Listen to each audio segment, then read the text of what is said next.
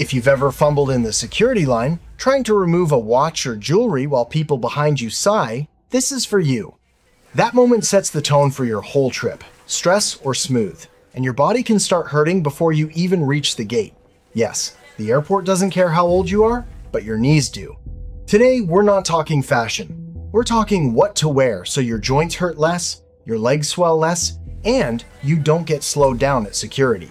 In the next few minutes, I'll give you 7 outfit swaps seniors should make, plus 1 practical item you should avoid completely, because it seems harmless until you try to use the airplane bathroom during a little turbulence.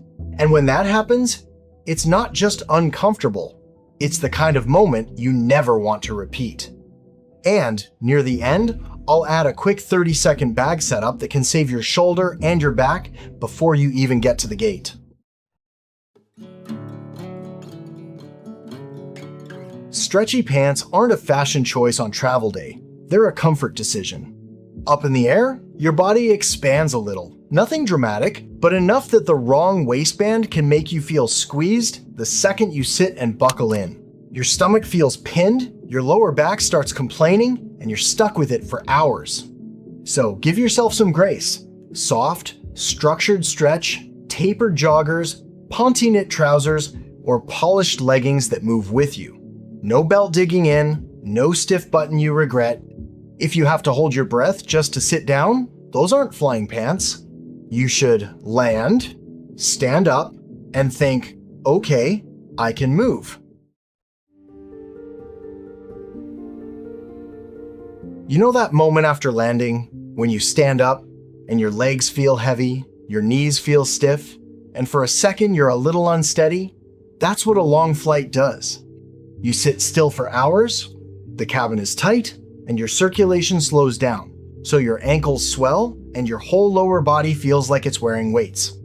Compression socks are the boring fix that actually works. They help keep swelling down and take away that heavy leg feeling, so when you stand up, you feel steadier and more normal. If you're flying over 3 hours, or you tend to get swollen ankles, this is the most worth it item in your whole outfit. They don't need to be glamorous, just comfortable and snug. And do yourself a favor, put them on before you leave the house. Trying to wrestle them on mid-flight in a tiny seat is a comedy nobody enjoys. But even if your legs feel better, if you get cold and your joints stiffen up, you can still feel stiff the rest of the day. Airplane cold is sneaky. You feel fine, then 10 minutes later you're hunched up like a startled turtle, shoulders tight, knees stiff, thinking, why does my body suddenly feel 20 years older? So do it in 2 moves. A breathable base, then 1 light layer you can put on and take off without a fight. Keep it within reach too, because the faster you fix the temperature, the less your joints lock up. And skip anything fussy. If your clothes are turning into a wrestling match in that seat, you're not resting, you're just surviving. Here's the moment a lot of older travelers quietly dread. The seatbelt sign finally turns off, the aisle is packed, the plane hits a little bump, and you're walking into a bathroom the size of a closet, trying to move fast and stay steady, while your hands are like, yeah, not today. And remember that practical item I teased at the beginning, the one that seems harmless? This is it, the metal buckle belt. It's fine on the ground. In the air, it turns the bathroom into a whole situation. Here's my bathroom rule. If your hands shake even a little, a stiff zipper or a metal belt will absolutely betray you. Suddenly, you're taking a little dexterity quiz you never signed up for. If you've ever been in there quietly thinking, please don't hit another bump right now, yeah, you already know. So make it easy on yourself. Skip the metal buckle. Go with a smoother waistband you can handle quickly, keep the closures simple, and don't wear anything that makes the bathroom feel like a hand coordination test. And speaking of tight spaces and slick floors, your shoes are what decide whether you feel steady or shaky. Airports are full of little balance traps, slick floors, tight crowds, and people who stop without warning. That's when the wrong shoes make you feel unsteady, especially when you're stepping onto a jet bridge or standing up after a long flight and your legs aren't fully awake yet. This isn't about speed, it's about stability. Go for shoes that slip on and off easily but still hold your heel in place. You want a secure fit, a grippy sole, and something you can walk in without that tiny might slip feeling. A supportive slip-on sneaker or a low-profile loafer is perfect as long as it's stable, not loose. And skip flip-flops.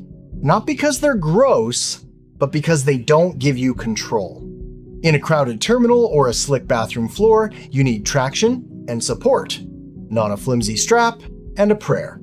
Shoes handled? Good, because a lot of older travelers still get slowed down at security for a different reason. Their outfit is making them do way too many little steps.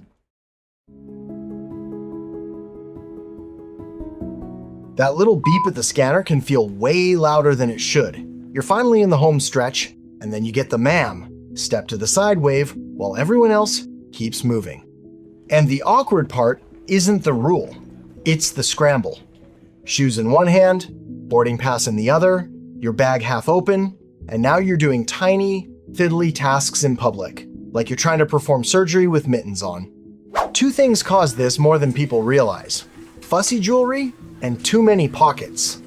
A little clasp, a stacked bracelet, or one forgotten item in a random pocket, like a small metal pill case, is all it takes to trigger the stop. And it can feel unfair even when you did nothing wrong. So, keep your system simple on travel day, go set it and forget it with jewelry, one easy piece, or pack it and put it on later. And for pockets, pick one consistent place for essentials every time, or use one small pouch you can drop in the bin as a single clean item. Less fumbling, less attention, more dignity. If you remember just one thing, don't wear anything that makes you do 3 steps at security. And speaking of unwanted attention, there's a type of shirt that can do that in the worst way.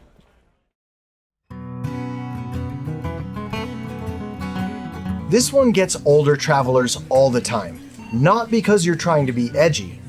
It's the Souvenir tee you bought because it was soft, comfy, and a nice memory, and you never stopped to decode the words or symbols. Problem is, translations don't travel well. A design that looks harmless can read rude, political, or just plain awkward in another airport, especially on international connections. So here's the rule. On travel day, wear a top you never have to explain. Pack the Souvenir shirt and save it for after you land, because "I didn't know what it meant" is a rough conversation to have at a gate.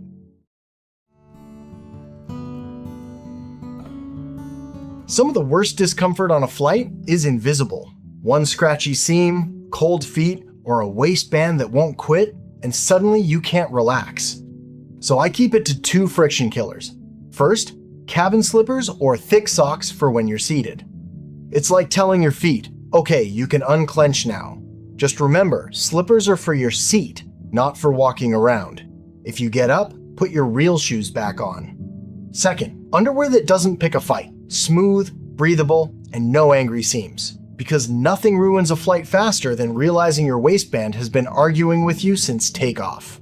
Here's my little rule. If you keep adjusting it in your seat, it doesn't belong on a plane.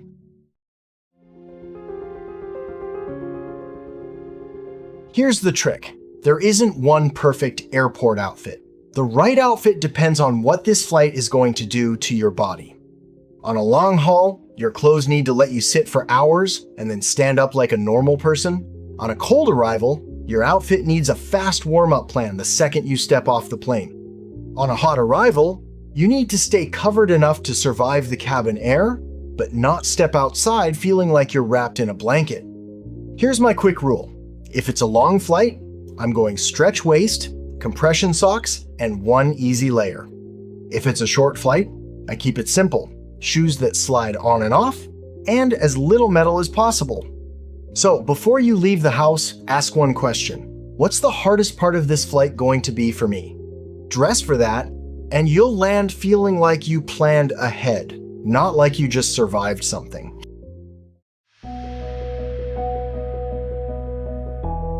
You feel it before you even get to the gate.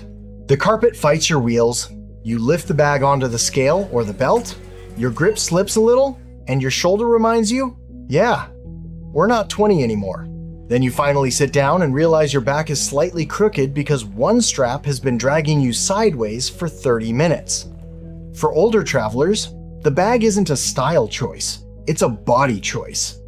So go for a carry-on setup that doesn't make you pay for it later. Something light, stable, and easy to control. If it's a shoulder bag, it should sit close and not slide around. If it's a roller, it should roll smoothly without you yanking it like a stubborn dog. And the biggest rule? Your essentials can't be buried. Meds, glasses, ID, a tissue, a snack. Those need to live in one easy-to-reach spot so you're not digging at the bottom like you're searching for a lost remote.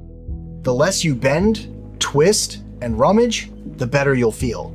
Also, keep it low-key. Travel days are easier when your bag doesn't scream expensive and you're not worrying about it every time you stand up.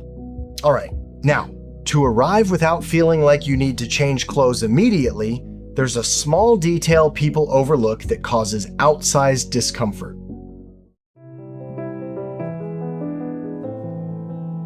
This is the one thing that can make the person next to you miserable for hours, so please don't be the nice perfume villain. Quick aside, because it's easy to miss, in a sealed airplane cabin, scent has nowhere to go.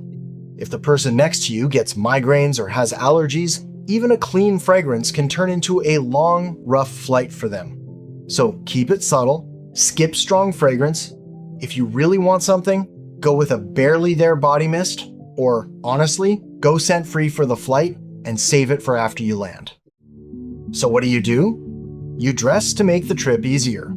Anything that adds extra steps, security, or the bathroom doesn't belong in your travel outfit. Now tell me, what's the one thing you've regretted wearing on a flight the most? Pants that squeeze your stomach, slippery shoes, or an outfit that makes the bathroom a struggle? Drop it in the comments.